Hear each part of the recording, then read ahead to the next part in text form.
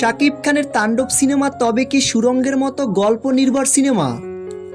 বাংলাদেশের এফডিসিতে রমরমিয়ে চলছে তাণ্ডব সিনেমা শুটিং।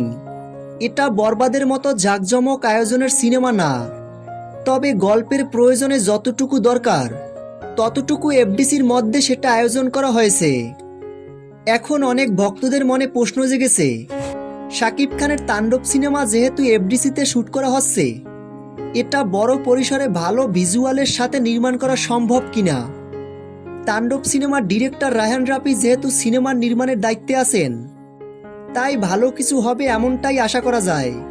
তাণ্ডব সিনেমার টিজার আসা পর্যন্ত অপেক্ষা করতে পারি আমরা, এরপর বাকিটা টিজার দেখার পর মন্তব্য জানাবো। তবে এখন পর্যন্ত যতটুকুই শোনা যাচ্ছে, বাংলাদেশে শুটিং হওয়া যত সিনেমা আছে সব থেকে বড় পরিসরের সিনেমা হবে তাণ্ডব। প্রিয় ভিউয়ার্স, ভিডিওটি সম্পর্কে আপনাদের কোনো মন্তব্য থাকলে কমেন্ট বক্সে কমেন্ট করে জানিয়ে দিন।